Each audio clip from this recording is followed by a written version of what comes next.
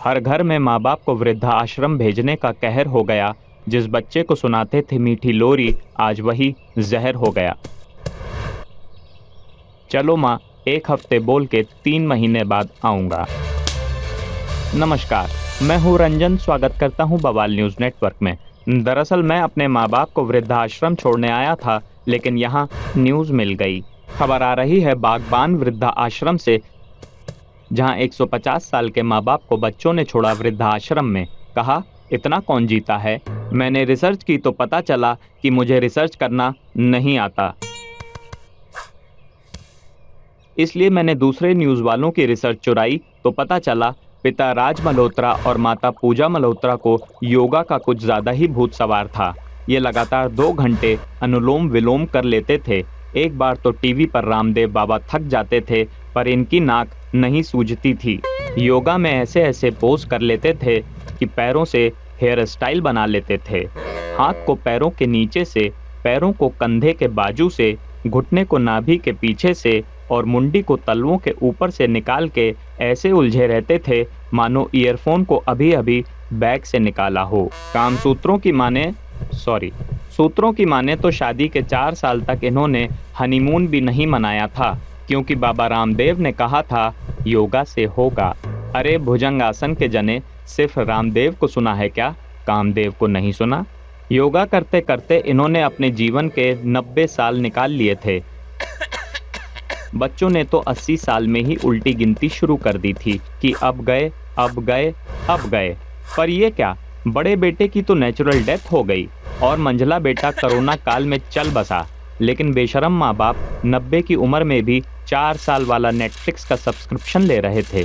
बच्चों के मन में धीरे धीरे जहर घुलने लगा था। माँ बाप 120 के हो गए थे।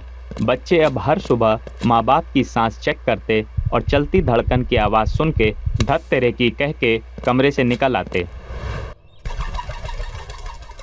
माँ बाप कबूतर से पेजर, पेजर से मोटोरोला, मोटोरोला से नोकिया और नोकिया से आईफोन तक का सफ़र देख चुके थे।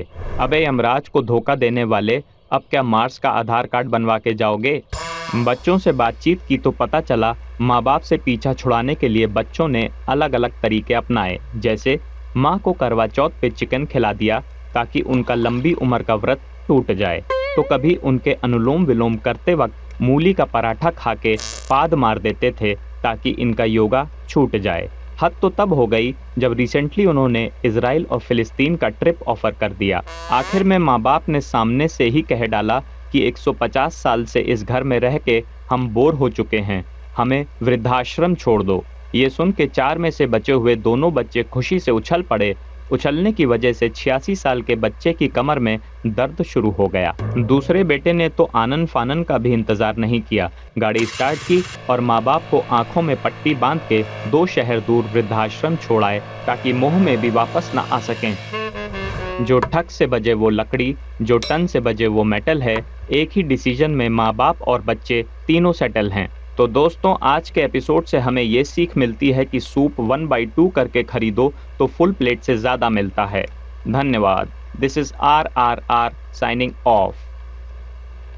खबर आ रही है महंगे सैलून से। युवक ने 20,000 इकट्ठा करके बनवाई मनपसंद हेयर स्टाइल।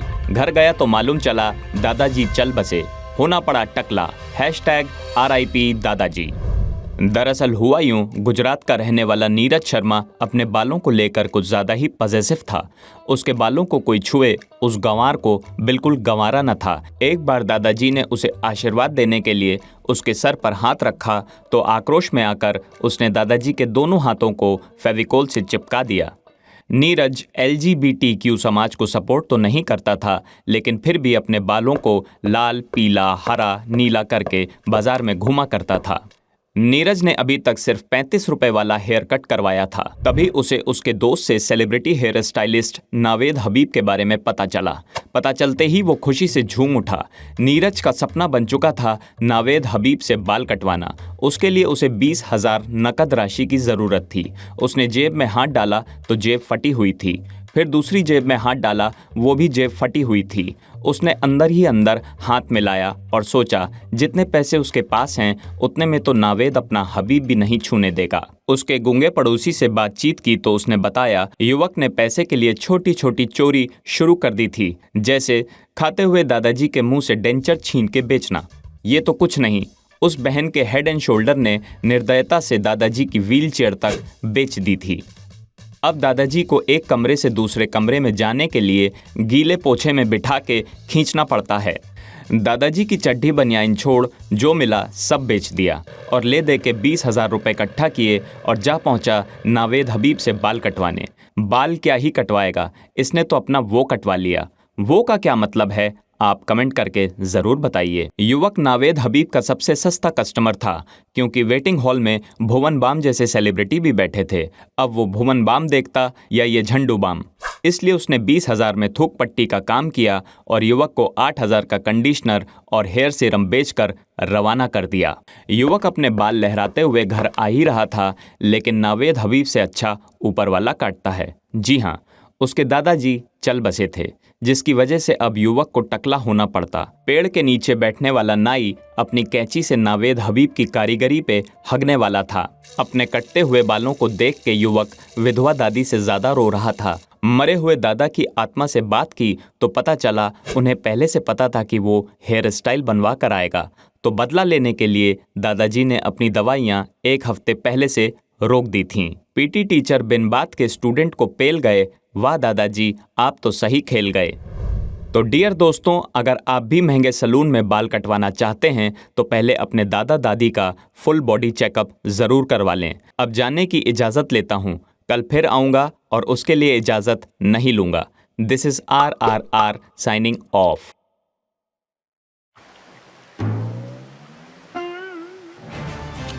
नमस्कार, मैं हूं रंजन, स्वागत करता हूं बवाल न्यूज़ नेटवर्क में।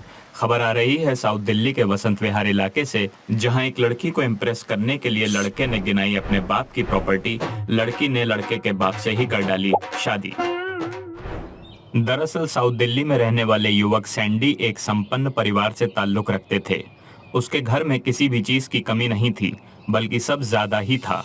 कमरे ज्यादा, कपड़े ज्यादा, जूते ज्यादा, जबकि वो कुछ काम भी नहीं करता था, हरामजादा। मेरी इस भाषा से बुरा लगा हो तो घर में बैठे बैठे क्या उखाड़ लोगे मेरा अपने अंगूठे से। नहीं नहीं, अनसब्सक्राइब मत करना, मैं तो मजाक कर रहा था। बहरहाल युवक हर बात पे अपने बाप की डींगे हाँका करता था कि तू जानता नहीं है मेरा बाप कौन है। एक बार तो वो अपनी माँ से भी भिड़ गया कि तू जानती नहीं है मेरा बाप कौन है। माँ ने कहा जिस आदमी के दम पे तू इतना उछल रहा है उसे मैंने चड्ढी में देखा है और तुझे नंगा, तो चुप बैठ। माँ सिर्फ माँ नहीं, सैवेज भी होती है। खैर, बात उस दिन की है जब वो अपने बाप के पैसों से कनॉट प्लेस में छोले भटूरे पेल रहा था। तभी उसकी नज़र साक्षी पे पड़ी। सैंडी साक्षी को निहार रहा था, साक्षी उसकी गाड़ी को निहार रही थी। छोले वाला दोनों को निहार रहा था कि कहीं पैसे दिए बिना दोनों चले न जाएं। इधर सैंडी मन ही मन गाना गाने लगा, छोले छोले हो जाएगा प्यार, चल यार, छोले छोले हो जाएगा प्यार। बिल गेट्स के फोड़े को लगा साक्षी को अपने बाप के बारे में बताएगा तो वो मेरे सैया सुपरस्टार पे झूमने लगेगी। लेकिन जब उसने साक्षी के सामने अपने बाप की डींगे झाड़ी तो पहले साक्षी मुस्कुराई, फिर मन ही मन खिलखिलाने लगी और बिना वक्त गवाए युवक से उसके बाप का नंबर ले लिया। युवक को पहले लगा कि वो हमारे रिश्ते की बात सीधे पिताजी से करेगी, लेकिन जब दूसरे दिन युवक उठा उसने जो देखा, मेरा तो साक्षी नाम की लड़कियों से भरोसा ही उठ गया। उसने युवक के पिता को ऑफिस जाते वक्त रोकते हुए कहा, ओफो सुनील, तुम फिर से अपने ऑफिस की फाइल भूल गए। साक्षी ने माथे पे किस दे के कहा, मेरे बिना तुम अधूरे हो। युवक के पिता ने भी फ्लाइंग किस दे के कहा, बाय डार्लिंग, सैंडी बेटे का ख्याल रखना। मंडे को ऑफिस जाने का नहीं होता मन, बनने चला था पति, बन गया स्टेप सन। युवक से बात की तो पता चला साक्षी को अपने माँ की डायबिटीज के इलाज के लिए कोई शुगर डैडी चाहिए था। अगर आपके पापा के पास भी बहुत पैसे हैं तो छुपा के रखो, पैसे नहीं, गर्लफ्रेंड को, क्योंकि यही तो एक चीज है जो हमेशा काम आती है। गर्लफ्रेंड नहीं, पैसा। कंफ्यूज हो गए क्या? कोई बात नहीं, हमें क्या। अगर वीडियो पसंद आई हो तो लाइक, शेयर, सब्सक्राइब और कमेंट करें, और अगर पसंद ना आई हो तो यहाँ तक देखा ही क्यों। समझ गया, अपने वन एंड ओनली रंजन के लिए। थैंक यू भैया, इसमें पेटीएम कर दूं?